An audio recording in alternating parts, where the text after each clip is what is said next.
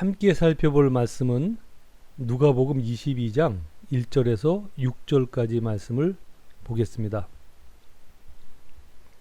제가 봉독하겠습니다. 유월절이라 하는 무교절이 다가오매 대제사장들과 서기관들이 예수를 무슨 방도로 죽일까 궁리하니 이는 그들이 백성을 두려워함이더라. 열둘 중에 하나인 가룟인이라 부르는 유다에게 사탄이 들어가니 이에 유다가 대제사장들과 성전 경비대장들에게 가서 예수를 넘겨줄 방도를 의논하며 그들이 기뻐하여 돈을 주기로 언약하는지라. 유다가 허락하고 예수를 무리가 없을 때에 넘겨줄 기회를 찾더라. 아멘. 여러분, 한 주 평안하셨죠? 우리는 계속해서 예수님의 생애 마지막 한 주일 중 화요일에 있었던 내용을 살펴가고 있습니다. 특별히 지난주까지 화요일에 있었던 장면을 모두 살펴보았고 오늘은 예수님의 수요일 장면을 살펴보려고 합니다. 사실 예수님은 수요일에 예루살렘 성에 다시 들어오지 않으시고 베다니 마을에 계셨습니다. 그래서 일반적으로 보통 이제 이런 설교를 고난주간 때 많이 하거든요. 예수님의 마지막 일주일. 저희는 계속 말씀을 살펴가는 중이었는데 요즘에 그 기간에 맞아서 그대로 제가 설교를 진행을 하고 있는 중입니다. 이와 같은 예수님은 수요일에는 월요일이나 화요일처럼 예루살렘 성에 들어가지 않으시고 베다니 마을에 계셨던 것은 사실입니다. 예수님이 수요일날 예루살렘 성전에 안 들어가시고 베다니 마을에 계셨어요. 그러면 예수님이 베다니 마을에 계실 때 예루살렘 성에 있었던 유대 종교 지도자들, 이제 좀 고급하게 표현하면 사내들인 공의 회원들, 그들은 수요일에 뭘 했을까를 한번 생각해 볼 필요가 있습니다. 왜냐하면 그동안 주일, 월요일, 화요일 계속 예수님께서 성전에 들어오셔서 그때가 유월절이었잖아요. 많은 사람들이 몰려들었는데 그 많은 사람들을 모아놓고 예수님이 그 유대의 종교 지도자들이 그동안 전했던 내용과 정반대되는 복음을 외치셨었거든요. 그 사람들이 많이 쏠렸어요. 너무 속상했고 어떻게 예수님을 제거해야 될까 막 고민을 하고 있었잖아요. 그리고 월요일에 그 성전에 들어가실 때 성전 앞에서 장사하던 사람들을 그 다 유대 종교 지도자들하고 다 커넥트가 된 사람들이거든요. 그 사람들의 허락하에 장사를 하는 건데 그 사람들을 채찍을 들어서 막 내어 쫓고 그렇게 하니까 굉장히 혼돈이 온 거예요. 그래서 이 사람들이 골머리를 앓고 있었거든요. 예수를 어떻게 죽여야 되냐. 그렇게 막 고민하고 있는데 수요일에 예수님이 성전에 안 들어오신 거예요. 그러니 이 사람들 생각에 찬스가 온 거예요. 찬스가. 아, 오늘은 좀 성전이 조용하니 이날에 우리가 모여서 예수를 어떻게 죽일까 회의를 하자 하는 논의를 했던 것입니다. 그래서 뭐라고 논의했는지 한번 살펴보도록 하겠습니다. 제가 다 읽었지만 22장 1절과 2절을 한번 같이 읽도록 하겠습니다. 1절 시작. 유월절이라 하는 무교절이 다가오매 대제사장들과 서기관들이 예수를 무슨 방도로 죽일까 궁리하니 이는 그들이 백성을 두려워함이더라. 예, 많이 모여서 따르긴 하는데 마음에는 안 들고 제거는 해야 되겠고 막 그런 고민 중에 이제 수요일을 맞은 것입니다. 이날이 수요일인지 어떻게 아느냐 알 수 있습니다. 여러분 1절을 한번 보아주십시오. 저자 누가는 유월절이라는 무교절이 다가온다. 그렇게 기록을 하고 있지만 이 구절에 대해서 마태와 마가는 이날을 어떻게 설명하냐면 이틀이 지나면 유월절과 무교절이라 그렇게 설명을 해요. 그러니까 정확하게 날짜를 딱 집어서 설명을 하는데 그것을 계산을 해보면 그날이 수요일입니다. 예수님이 유월절에 돌아가시거든요. 유월절날. 이틀이 지나면 유월절이니까 유월절이 금요일날 예수님이 돌아가시잖아요. 그날이 유월절이었고 그러니까 이틀 전이면 수요일이잖아요. 그러니까 수요일날이었던 거예요. 수요일날 이들이 모여서 회의를 한 것입니다. 그런데 지금 뭐라고 또 우리가 하나를 좀 정리하고 넘어가야 되냐면 유월절이라 하는 무교절이다 이렇게 말을 합니다. 유월절과 무교절은 구분이 되어져 있어요. 유월절은 그 이스라엘 절기로 니산월 14일이에요. 니산월은 이스라엘 백성들이 애굽을 빠져나온 그 달이거든요. 그 해에 그 달을 니산월이라고 그래요.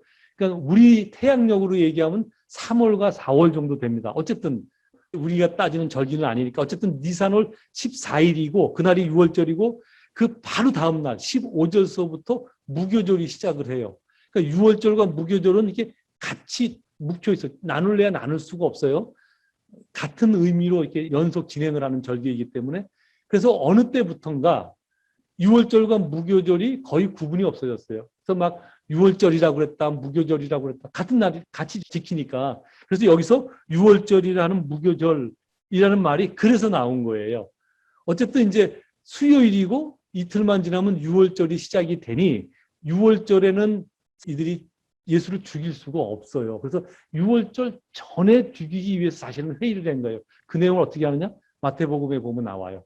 6월절에는 우리가 그 일은 하지 말자. 그래도 유대인인데 6월절 날은 그러지 말고 어떻게든 6월절을 피해서 예수를 죽여보려고 지금 회의를 하고 있는 장면입니다. 그런데 이들이 이 골치 아픈 회의를 할 때 이들의 고민거리를 일시에 해결해 줄 한 사람이 나타났습니다. 과연 누구일까요? 다 같이 3절에서 6절까지 오늘 본문 말씀 다시 한번 읽도록 하겠습니다. 3절 시작. 12 중에 하나인 가룟이라 부르는 유대에게 사탄이 들어가니 이에 유다가 대제사장들과 성전 경비대장들에게 가서 예수를 넘겨줄 방도를 의논하며 그들이 기뻐하여 돈을 주기로 언약하는지라. 유다가 허락하고 예수를 무리가 없을 때 넘겨줄 기회를 찾더라. 4절에 보면 예수님의 12 제자 중 가롯이라는 동네에 사는 유다가 대제사장들과 성전 경비대장들에게 가서 자원하여 예수를 넘겨주겠다고 먼저 제안을 합니다. 어떻게 가룟 유다는 이 시간에 성전에 있었을까요? 예수님과 다른 제자들은 다 한 4km 떨어진 베다니 마을에 있는데 성경이 그 부분에 대해서 아무것도 말씀하고 있지 않습니다. 근데 추측해 보건대 가룟 유다는 예수님의 회계를 맡았던 사람입니다. 돈지갑을 맡았던 사람들이거든요. 그러니까 무슨 때가 되는 음식을 장만하거나 뭐를 할 때 제일 앞장서서 그 일을 체근해야 됐던 사람이 가룟 유다였어요. 그러니까 아마 제 생각에 다 쉬시고 계실 때 음식 장만하러, 그러니까 먹을 음식도 장만이지만 예수님과 제자들이 모여서 그 다음 날 있을 큰 안식일, 그러니까 유대 6월절 기간에 안식일이 끼면 그 안식일을 큰 안식일이라 그러는데 이 큰 안식일은 특별하게 지켰거든요. 그래서 예비일을 정해서 그날에 쓸 음식을 미리 준비했다고요. 그러니까 이런 것들 때문에 유다가 그 핑계를 대고 예루살렘 성으로, 큰 도시였으니까 성으로 들어오지 않았을까, 저는 그렇게 생각을 합니다. 아주 합리적인 추론이에요. 어쨌든 그래서 혼자 예루살렘 성에 들어왔는데 그 내막은 예수를 고발하러 돈에 넘겨주려고 왔던 것입니다. 그러니까 자진해서 찾아가서 야, 그 고민 내가 해결해 줄게. 얼마 줄래?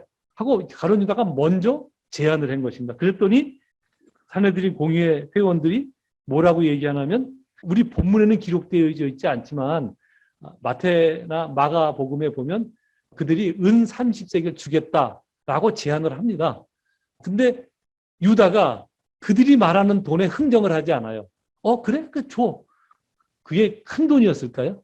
어떻게 생각하세요, 여러분? 은 30세겔. 어떻게 보면 작은 돈은 아니에요. 왜냐하면 한 세겔이 1세겔이 일반 사람들 노동자의 4일 노동자의 품삯이거든요.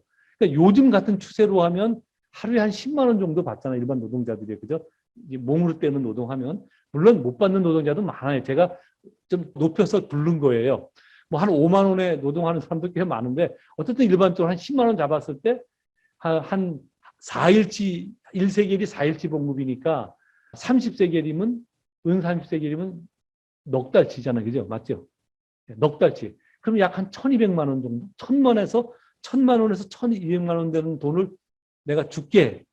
그러니까 가룟 유다가 옳고 그리고 오케이. 그리고 받아들여서 계약을 체결을 합니다. 여러분 1,200만 원이 예수님의 목숨값으로 1,200만 원. 물론 제가 예수님 그러니까 너무 여러분들이 혹시 주눅이 들지 모르니까 편하게 물어볼게요. 1,200만 원이 큰 돈일까요? 작은 돈일까요? 작은 돈은 아니죠. 그죠? 지금 생각해도 작은 돈은 아닌데 큰 돈이잖아요. 근데 여러분 한번 생각해 보십시오. 예루살렘 공의회는 이스라엘 전체를 대표하는 회의기관이에요. 근데 이 사람들이 나라 문제로, 이 사람들의 입장에서 나라 문제로 골머리를 앓았던 문제가 뭐냐면 예수님이잖아요. 예수님 제거하는 문제잖아요. 나라 전체가 골머리를 앓고 그것도 한 2년 정도 예수님이 공생에 3년을 사역을 하셨는데 첫 해 1년은 그냥 눈여겨봤어요. 그러나 2년 차 때부터 예수님을 제거할 계획을 그들이 세우거든요. 그러니까 한 2년 정도를 골머리를 앓은 거예요. 어떻게 하면 저 예수를 합법적으로 제거를 할까? 그렇게 골머리를 앓던 문제를 해결하는 차원에서 나라 차원에서 1200만 원은 큰 돈일까요? 작은 돈일까요? 아무것도 아닌 돈이죠. 그죠? 아무것도 아닌 돈이죠. 그 사실을 가룟 유다는 알았을까요? 몰랐을까요?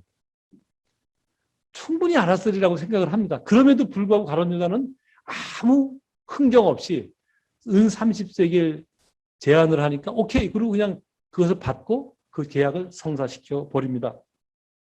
여러분, 유다는 왜 예수님을 배반했을까요? 혹시 그 질문을 한번 여러분 스스로 해본 적이 있나요? 물론 제가 오늘 설교를 다 진행하기에 앞서 먼저 고백을 할 게 있어요. 사실 이런 설교는 가급적 안 해야 돼요. 왜냐하면 성경에 왜 유다가 예수를 배반했다고 말씀하고 있지 않기 때문에. 그러니까 뇌피셜을 돌려야 돼요. 소위 말해 뇌피셜을 돌려야 돼서 이런 설교는 안 하는 것이 옳다고 생각하는데 저는 다른 차원에서 이 설교는 굉장히 중요하다고 생각이 들어서 좀 무리해서라도 이 설교를 해야겠다는 생각을 했습니다. 왜냐하면 유다가 특별하게 나쁜 사람이 아니거든요. 여러분 생각을 해보세요. 예수님을 3년이나 쫓아다녔던 예수님의 제자예요. 그것도 예수님의 재정을 맡았던 제자란 말이에요. 그러니까 우리가 조금 유다는 무조건 나쁜 놈 이런 그 선입견을 좀 제거해버리고 나타나는 어떤 현상으로만 생각해보면 우리는 왜 유다는 예수님을 배반했을까라고 의문을 가져볼 필요가 있어요. 왜냐하면 그가 예수님의 제자였잖아요. 예수님의 12제자 중에 한 명도 예수님을 배반했다면 그럼 우리는, 저와 여러분은 어떨 것 같아요? 어떤 상황이 딱 처해졌을 때 예수님을 배반하지 않을 수 있어요? 얼마든지 우리는 유다를 예수님을 배반한 나쁜 인간이라고 욕했어요. 했을 수 있고 하겠죠. 그런데 여러분, 우리 모두가 다 유다일 수 있다는 생각을 혹시 해보지 않았나요? 여러분들은 거기까지 질문하면 그 질문은 조금 나중에 하고 다시 한번 제가 질문을 반복했습니다. 유다는 왜 예수를 배반했을까? 한번 생각해 봐야 되지 않아요, 여러분? 정말 심각하게 생각해야 될 문제라고 저는 생각을 합니다. 아까도 말씀드렸지만 왜 유다가 예수를 배반했는지에 대한 정확한 이야기는 성경에 기록되어 있지 않습니다. 근데 그 근거를 유추할 수 있는 단서들은 복음서가 제공을 합니다. 그 첫 번째 단서가 뭐냐면 오늘 본문의 3절입니다. 12 중에 하나인 가룟딘이라는 부르는 유다에게 사탄이 들어가니 라고 기록되어 있어요. 그러니까 사탄이 그 마음에 들어갔기 때문에 유다가 예수님을 배반한 것으로 우리는 추정할 수 있어요. 그죠? 그리고 또 한 추정을 우리가 한다 그러면 요한복음의 기록인데 물론 마태와 마가도 그런 뉘앙스를 조금 풍기지만 그 부분은 우리가 조금 이렇게 또 깊이 들어가야 알 수 있으니까 그 부분은 생략하고 오직 요한의 기록에 따르면 요한이 유다를 어떻게 평가하나 하면 여러분 그 사건 아십니까? 마리아가 그 예수님 발에 향유를 부은 사건 다 아시죠? 그죠? 그 사건이 언제 일어난 사건이나 하면 예수님이 예루살렘 성에 들어오기 바로 전날 주일날 들어왔으니까 토요일날 있었던 사건이에요. 그러니까 토요일날 예수님이 베다니 마을에 계시다가 예루살렘 성을 향해 가잖아요. 그 중간에 있는 어디죠? 그 벳바게에서 나귀를 타고 들어가시잖아요. 그러니까 베다니 마을에 그 전날 계실 때 그날 있었던 사건이에요. 마리아가 예수님 발에 향유를 부었는데 그 기름을 돈으로 환산하면 오늘날 한 사람의 1년치 노동자 품삯에 해당되는 돈이에요. 약 억대. 어마어마한 돈이란 말이에요. 그 돈을 예수님 발에 부었어요. 그러니까 옆에 있던 유다가 뭐라고 얘기하냐면 앞에 나서서 막 발끈하면서 야, 그 돈을 팔아서 가난한 사람 도와주면 되지. 그렇게 낭비를 하냐라고 이제 발끈하고 화를 냅니다. 근데 요한이 뭐라고 기록을 했나 하면 유다가 진짜 가난한 사람을 생각해서 그런 말을 하는 것이 아니라 돈에 대한 탐심이 있어서 그런 말을 한 것이다라고 요한이 해설을 붙여놨어요. 그러니까 그런 것을 근거로 보면 요한이 예수님을 배반한 이유 중에 하나가 돈을 사랑했기 때문에, 예수님의 돈을 맡았었는데 돈을 맡았음에도 불구하고 돈을 많이 누리지 못하니까 거기에 불만을 품고 예수님을 판 것으로 우리가 눈치챌 수 있어요. 그러니까 성경이 보여주고 있는 왜 배반했을까의 단초는 그 두 가지입니다. 근데 여러분 한번 생각해 보십시오. 그래서 보통 그렇게들 많이 이해를 하고 있어요. 뭐 사탄이 들어갔다거나 또는 돈에 욕심이 많았다거나 그렇게 이해를 합니다. 근데 여러분 사탄이 들어갔다는 말 때문에 가룟 유다가 어떤 또 오해를 받는 줄 아십니까? 사탄이 들어가서 그런 거라면 어떤 사람들이 오늘 누가복음의 이 기록을 보고 뭐라고 얘기를 하냐면 유다는 예수님의 십자가 사역에 있어서 피해자다, 희생자다 그렇게 얘기를 해요. 그럴 수도 있잖아요. 사탄이 들어와서 그 마음을 그렇게 만들어 놨으니까 그 희생자다, 사탄의 희생자다 이렇게 얘기하고 또 한 무리는 뭐라고 얘기하냐면 한 무리가 아니라 많은 사람들이 그렇게 여러분도 얘기 들어봤을 거예요. 유다는 어쩌면 예수님의 십자가 사역의 공로자다. 그렇게 얘기를 합니다. 어떤 측면에서는 맞아요. 그죠? 누군가는 예수를 팔아야 예수님이 십자가 사역을 감당할 수 있잖아요. 그러니까 공로자다 또는 피해자다. 그렇게 이야기를 합니다. 사탄이 문제가 됐을 땐 그런 말들이 일리가 있어 보여요. 그렇다면 또 한 가지. 돈이 탐나서 그랬다라고 생각을 할 때 그것도 사실은 조금 어폐가 있기는 해요. 왜냐하면 아까도 말씀드렸지만 그 돈이 서민한테는 큰 돈일 수 있지만 유대 종교 지도자들이 골치 아픈 문제를 해결하는 데 있어서의 돈이면 아무것도 아닌 돈이에요. 그죠? 그 누가 다 알고 있겠어요? 유다도 알고 있었을 거예요. 근데 그 돈에 예수를 넘기거든요. 그걸 보면 돈에 욕심이 있었다면 분명히 흥정을 할 텐데 야 좀 더 줘. 내가 지금 목숨 내놓고 하는데 이게 말이 돼? 이러고 나왔을 텐데 그러지 않아요. 그리고 또 한 가지 이상한 것은 예수님이 이제 십자가에 딱 잡히시자마자 그때 가룟 유다가 자기가 한 짓이 무슨 짓을 했는지 그때 깨달아요. 그래서 바로 그 받은 은 30세겔을 들고 예루살렘 성전을 쫓아갑니다. 가서 대제사장들한테 나 이거 줄 테니까 없었던 일로 하자. 그러니까 이미 계약은 체결된 거고 그 돈 우리는 못 받아. 그러니까 가룟 유다가 어떻게 해요? 은 30을 예루살렘 성전 안에다 그냥 다 내팽개치고 그리고 나와서 목매달아 자살하잖아요. 그러니까 돈을 사랑했다면 돈을 뿌리거나 그러지 않았을 텐데 돈 때문은 아니었던 것 같아요. 그게 돈을 다 내팽개치면서 회개한 거 보면 돈 때문은 아니었던 것 같아요. 그럼 왜 예수님을 배반했을까? 그 남은 한 가지는 사탄인데 사탄이 만약에 이 얘기를 들었다 그러면 되게 억울하지 않았을까? 그런 생각이 들어가요. 야, 뭔 소리야! 이러지 않았을까? 왠지 아십니까? 사탄은 아무한테나 들어가지 않거든요. 들어갈 자에게 들어간단 말이에요. 그래서 사탄은 삼킬 자를 찾아 두루 다닌다고 말씀하고 있는 거예요. 아무한테 들어가는 것이 아니라 사탄이 들어올 수 있도록 마음의 문을 열어주는 사람한테 들어간단 말이에요. 우리 아무한테 들어갈 수 있으면 우리가 하나님의 자녀인데 억울하잖아요. 하나님의 자녀가 그렇게 마귀한테 언제든지 당할 수 있냐? 그럼 말이 안 돼. 논리가 성립이 안 되는 거예요. 그렇기 때문에 사탄이 그 말을 들으면 억울하다는 생각이 들 것입니다.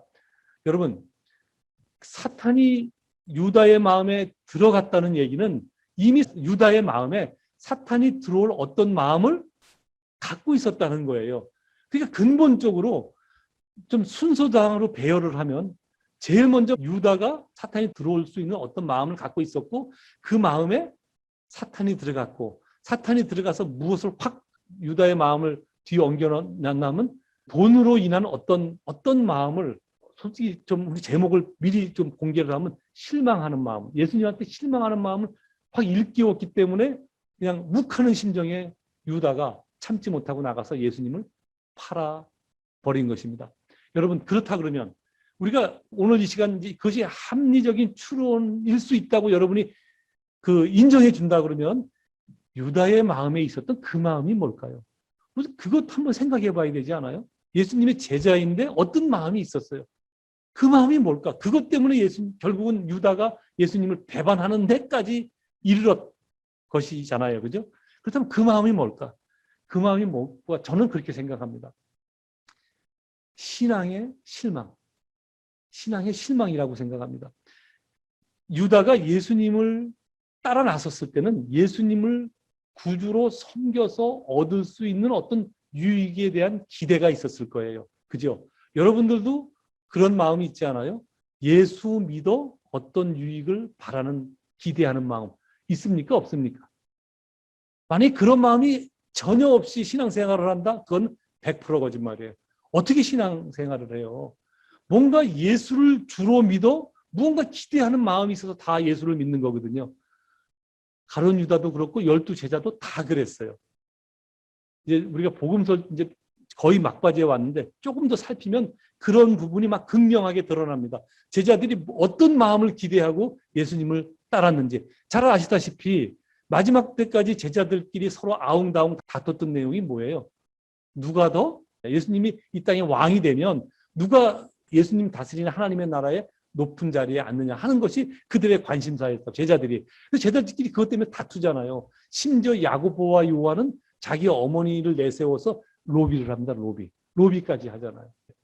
그러니까 무엇을 기대했는지 다 알 수 있어요. 그런데 여러분, 유다가 그 기대했던 마음에 실망을 한 거예요. 이 실망이 하루 이틀 쌓아지다 보니 어느 날 갑자기 폭발을 한 거예요. 어떻게 할 수 있느냐? 다른 제자들도 다 실망을 했거든요. 여러분 그거 아시죠? 예수님이 로마 군들에게 딱 잡히시자 그날 밤, 그날 아침 됐을 때 제자들이 예수님 근처에 있었어요? 없었어요? 한 명도 없어요. 다 도망갔어요. 다. 심지어 목숨 내놓겠다고 강조했던 베드로는 저주까지 하면서 예수님은 모른다고 외면을 했어요. 예. 그렇다니까요. 그게 다 실제 제자들이 있었던 마음이거든요. 근데 왜 유다는 예수님을 팔아 넘기기까지 했을까? 그 부분은 좀 우리가 생각해 볼 필요가 있어요.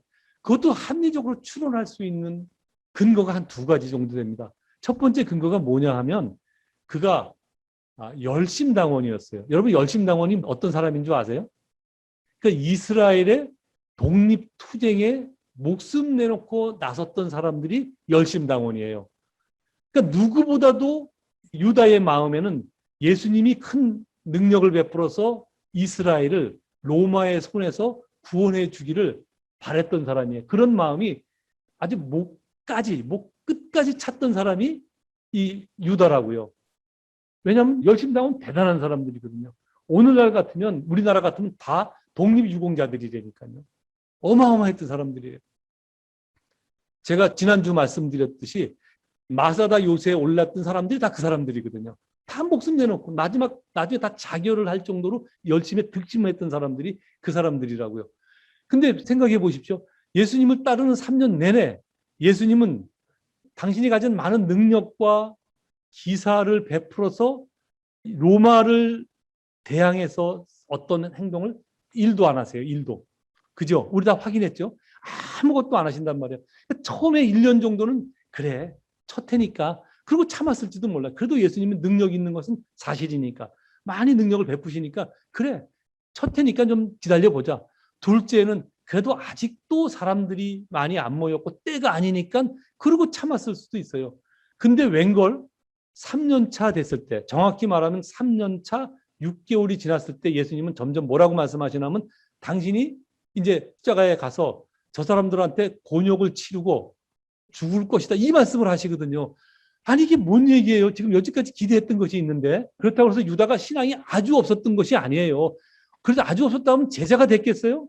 저와 여러분처럼 예수님을 따를 때는 뭔가 예수님을 신앙하는 마음이 있어요. 근데 그것만 있었던 것이 아니라 예수님을 믿어서 예수님으로 일단 이나의 복음도 듣지만 그것 플러스 알파, 그게 뭐예요? 예수님을 믿어서 얻을 세상적 유익, 그게 있었다는 거예요. 여러분들은 없어요? 다 갖고 있잖아요. 누구든지 다 갖고 있어요. 제자들도 갖고 있었고 그 당시 예수님을 따르는 모든 사람들이 다 그 마음을 갖고 있었어요. 그래서 예수님을 잡아서 억지로 임금 삼으려고 그랬잖아요. 예수님 따라다니는 무리들이. 또 예수님을 따라다니는 사람들 중에 많은 사람들은 다 유다가 했던 생각을 똑같이 했어요. 예수님께서 능력을 베풀어서 이스라엘을 로마의 손에서 구원해 줄 것이다. 구원해 주기를 바라는 기대하는 마음, 그런 기대가 다 있었다니까요. 근데 그런 것이 조금씩 그래도 참고 있었는데 마지막 회가 됐고 얼마 남지도 않았는데 조금 있으면 당신이 죽는다는 거예요. 그러니 유다의 마음에 얼마나 실망하는 마음이 컸을까 하는 것을 생각해 볼 수 있어요. 또 두 번째는 그가 뭘 맡았다고요? 돈 맡았던 사람이에요. 그러니까 누구보다도 예수님 일행이 움직일 때 돈에 대해서 제일 예민했던 사람이 유다였을 것 같아요. 예를 들면요. 예수님 공생에 3년 차에 있었던 사건이 오병이어 사건이거든요. 성경에 보면 오병이어 때 먹을 음식이 없자 예수님 앞에 나와서 예수님 지금 음식이 없는데 어떡할까요? 라고 말한 사람이 빌립이에요. 근데 저는 생각할 때 그 말은 빌립에서 시작하지 않았을 것 같아요. 왜냐하면 그 많은 사람의 음식을 제공하고 제자들의 식사를 또 책임져야 될 사람이 유다였거든요. 돈을 맡았던 사람이 제일 급하잖아요. 지금 돈은 하나도 없는데 식사 때는 가까우니 그 말을 성경을 왜 빌립이라고 전했냐? 이게 정상이었다면 유다가 제일 먼저 나서서 예수님께 그 말을 하지 않았을까라고 저는 상상을 해봅니다. 왜냐하면 이게 일상적인 일이니까, 그죠? 일상적이라면 당연히 그랬으니까. 근데 어쨌든 이 오병이어 사건이 벌어질 때 얼마나 유다의 마음이 조마조마했을까? 저는 상상을 해봅니다. 당장 음식을 제공하고 뭐를 해야 되는데 주머니에 돈은 하나도 없으니. 근데 예수님은 그 많은 능력을 갖고 한 번도 돈지갑을 채워서 유다의 마음을 편하게 해준 적이 한 번도 없어요. 그 유다의 마음에 유다가 제일 먼저 뭘 생각했어요? 예수님 저 큰 능력으로 도대체 뭘 하는 거지? 그죠? 저 큰 능력은 나하고는 아무 상관이 없나? 이런 실망이 크지 않았을까 하는 것이 제 생각입니다. 그렇겠지요. 그죠? 그렇겠죠. 합리적 추론이 가능하죠. 그럴 것 같아요. 그러니까 유다가 열심당원이었는데다가 또 돈을 맡았던 어떤 이런 이력 때문에 누구보다도 예수님을 신앙했던 것에 대한 실망이 크지 않았을까 저는 생각을 합니다. 여러분, 다시 이제 질문을 처음으로 되돌려서 여러분들은 예수를 믿으며 무엇을 기대합니까? 물론 다 신앙이 없다는 게 아니에요. 뭐 구원은 다 여러분 받아놓은 당상 아니에요. 그죠? 구원은 받아놓은 당상이잖아요. 예수 그리스도를 주로 고백하는 순간 구원의 반열에 이미 우리는 들어갈 수 있는 조건은 다 갖춰놓은 거예요. 그 이상은 우리의 힘으로 가는 게 아니잖아요. 우리가 갈 수 없기에 예수가 오신 것이잖아요. 그래서 우리는 그 예수를 지금 주라고 고백하고 따르고 있어요. 여러분 그렇다면 예수를 주라 고백하면 여러분은 무엇을 기대하십니까? 어떤 것을? 어떤 것을 기대하십니까? 스스로 이 부분에 대해서 생각해 보신 적이 있습니까? 여러분, 우리는 그 생각을 종종 해야 돼요. 종종. 왜냐하면 그렇게 해야 내 신앙이 건강하게 바른 신앙을 갖고 있는지 아닌지를 스스로 점검해 볼 수 있거든요. 이 땅에 많은 사람들이 예수를 믿어요. 그 당시 많은 사람들이 예수를 따랐듯이. 그런데 그 사람들이 각각 다 예수를 믿어 바라는 마음들이 다 달라요. 성경이 말하고 있는 그 하늘의 고급한 하늘의 신령한 가치가 아니라니까요.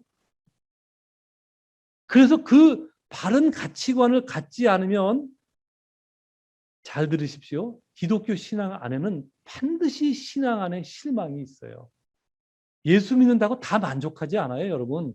반드시 실망합니다.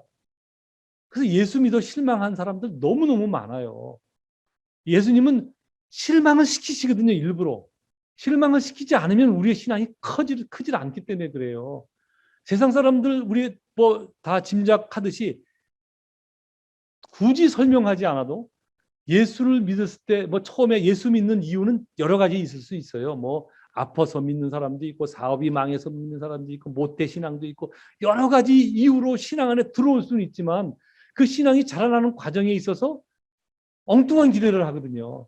예수님의 제자들이 그랬듯이 엉뚱한 기대를 하는 거예요, 다. 그게 뭐냐면 세상 가치를 내가 예수 때문에 누리는 거예요. 그 왜 자꾸 그런 일이, 그런 문제가 발생하지? 우리가 완전해서 예수 믿은 것이 아니기 때문에 그래요. 우리가 어쩔 수 없는 상태를 주님이 아시고 우리가 어쩔 수 없기 때문에 예수를 통해서 우리를 구원해내셨거든요. 그러니까 우리는 사실 변한 게 별로 없어요. 그 변한 게 없고 이제 우리를 변화시켜가는 과정이 남아있는 거예요. 그래서 예수 믿는다는 것은 뭐냐? 우리의 잘못된 바램, 예수 믿어서 잘못된 기대, 이런 것들이 옳은 기대로 조금씩 바꿔가는 과정이 신앙생활이에요. 신앙생활이 뭐 하는 거냐? 그 과정을 말하는 거예요. 근데 사람들이 착각, 그 과정을 우리가 생각하지 않으면 신앙생활은 뭐냐?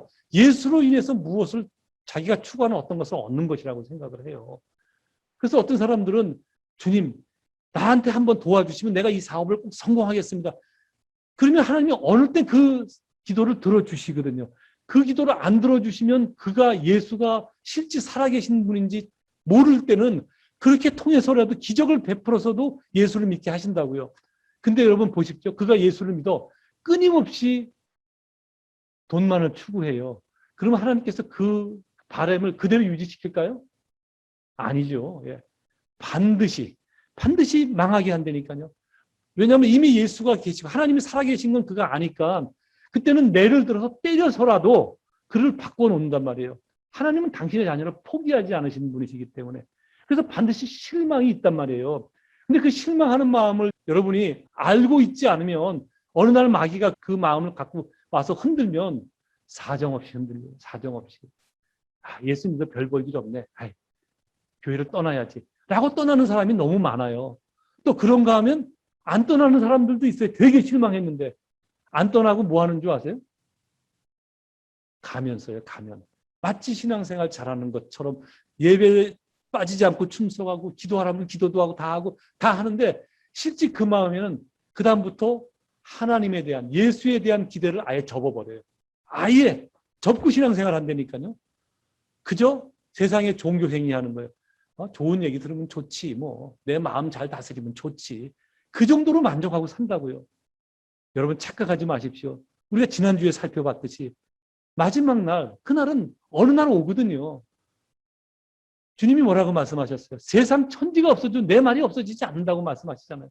그리고 그것이 사실인 것을 확인시키기 위해서 당대에 일어날 일을 예언하고 그것이 사실로 이루어지는 것을 말씀에 기록함으로 우리로 보게 하시잖아요. 주님은 반드시 오셔서 우리를 다 어떻게 하신다고요? 판단, 심판이라고 말하지 않았어요. 판단하신다. 우리의 삶을 판단하신다고 말씀드렸잖아요. 달란트 비유와 문화 비유가 다 그 비유라고 말씀드렸잖아요. 달란트 비유, 문화 비유에서 우리가 얻을 수 있는 유익은 두 가지라고 그랬잖아요. 반드시 그날이 온다. 반드시 주님이 와서 그 판단하시는 날이 있다. 반드시 판단한다. 그 두 가지라고 제가 말씀드렸잖아요. 여러분, 다시 한번 묻겠습니다. 여러분들은 예수를 믿는 것 때문에 갖는 여러분의 기대는 무엇입니까? 한번 생각해 보셨습니까? 여러분, 예수를 믿는다는 것은 우리의 가치관이 변하는 거예요. 세상 가치관을 추구하던 삶을 처음에는 그럴 수 있고 우리가 어쩔 수 없이 연약하기 때문에 그런 부분이 나타나는 것이 사실입니다. 그럼 예수 믿는 것이 뭐냐? 그 세상 가치를 추구하던 삶을 조금씩 변화시켜가는 거예요. 쉽지 않지만 오늘 조경수 집사님도 기도 가운데 싸움이라고 기도했잖아요. 그 싸움을 해야 되는 거예요. 신앙의 선한 싸움을 싸워야 되는 거예요. 그 싸움을 싸워가는 과정이 신앙생활이거든요. 근데 여러분 아무 점검 없이 가룟 유다는 나쁜 놈이야. 어떻게 감히 예수를 배반해? 아니요. 저와 여러분 다 똑같습니다. 왜냐하면 신앙 안에 잘못된 기대를 갖고 있다는 점에 있어서 똑같은 거예요. 그것을 행동으로 옮기느냐 안 옮기느냐 차이만 있을 뿐이에요. 제자들도 다 마찬가지예요. 다 똑같이 도망갔지만 팔아먹은 사람이 유다 한 사람이라 유다가 막 이렇게 곤욕을 치르고 있는데 그래서 우리 신학교 다닐 때 유다는 천국에 갔을까 안 갔을까 하는 문제로 팀을 나눠서 막 배틀 붙었던 토론했던 그런 기억이 있습니다. 저는 그 어느 쪽에 그 한편에 들었냐면 천국 갈 수 있다라고 하는 쪽에 저는 들었습니다. 그 근거는 뭐냐? 그 로마서에 보면 예수를 못 박은 유대인도 주님께서 용서하실 것이다. 라는 것이 바울의 최종 결론의 이야기거든요. 그죠? 그리고 또 하나 그 얘기는 우리 모두는 다 똑같아요. 너나 나나 할 것 없이 다 똑같아요. 솔직한 얘기로 다. 주님께서 붙드시지 아니하시면 주 앞에 설 자는 단 한 명도 없어요. 단 한 명도. 다 그 마음에 있다고요. 근데 여러분, 우리가 신앙생활을 어떻게 하느냐? 내가 예수를 믿어 기대하는 것이 무엇인가를 가끔씩 점검해 봐야 돼요. 그 점검해 보지 않으면 반드시 신앙 안에 실망을 하게 되어져 있다는 것입니다. 잘못된 기대를 가졌기 때문에. 여러분, 바른 기대를 가게 되면 세상이 가져다 주지 못한 기쁨을 경험할 수 있어요. 그 좋은 예가 바울 아닙니까? 바울. 바울은 우리가 갖고 싶었던 모든 것을 다 가진 거예요. 학문이면 학문, 가문이면 가문, 그다음에 직위면 직위, 권한이면 권한, 그 모든 것을 젊은 날에 다 누렸던 사람이 바울이에요.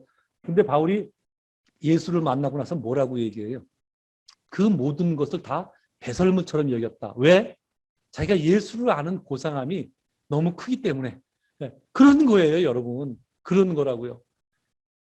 아무것도 아닌 세상의 가치가 느껴지면 이 세상에 눈에 보이는 것도 별로 그렇게 저기가 없거든요. 그냥 나한테 필요한 만큼 누리고 살면 되는 거지. 이것 추구하면서 이것 때문에 목숨 걸고 이것 때문에 남 미워하고 이것 때문에 뭐 싸우고 그럴 이유가 없는 것이 느껴져요. 그래서 예수 믿어도 그 생활을 전혀 변하지 않는 사람들이 있거든요. 반드시 실망하게 돼 있어요. 반드시. 왜냐하면 주님이 살아계시기 때문에 그렇습니다. 여러분, 다시 한번 묻겠습니다. 여러분은 예수를 믿는 것에 거는 기대가 무엇입니까? 사실 오늘날도 그래서 어떤 측면에서 보면 유다의 마음을 가진 성도들이 교회에 많습니다. 교회를 통해서 다른 유익이라도 얻으려는 사람들이 어쩌면 다 또 다른 유다입니다. 분명한 것은 예수님은 우리로 세상 목적을 채우게 하려고 세상에 오신 분이 아니라는 사실을 우리가 알아야 됩니다. 그런데도 여전히 그런 목적을 마음 깊이 간직하고 신앙생활하는 분이 많고 또 교회가 그것을 부추기는 경우도 너무 많은 것은 참으로 안타까운 사실입니다. 어쨌든 신앙생활은 바로 세상 가치를 기대하는 마음이 하나님 나라의 가치를 기대하는 마음으로 조금씩 바뀌어가는 과정이라는 사실을 잘 기억하고 지금 그 과정이 정상적으로 일어나고 있는지 살피는 저와 여러분 되어지기를 간절히 소망합니다. 대단히 중요한 살핌이라고 생각을 하고 신앙 안에서 반드시 있어야 되는 과정이니까 그 과정을 열심히 하는 저와 여러분 되어지기를 간절히 소망합니다. 기도하시겠습니다.